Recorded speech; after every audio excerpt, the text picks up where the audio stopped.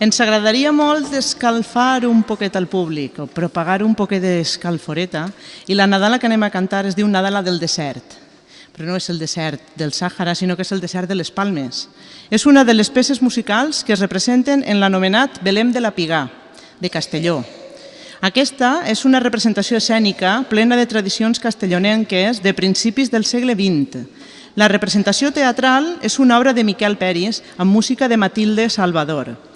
Comença amb Maria i Josep, que busquen refugi per diferents llocs del terme de Castelló. Maria acaba de donar a llum en el desert de les Palmes, on ha començat un incendi que s'apaga miraculosament gràcies al naixement del Jesuset. Aquesta és la música que acompanya aquesta escena.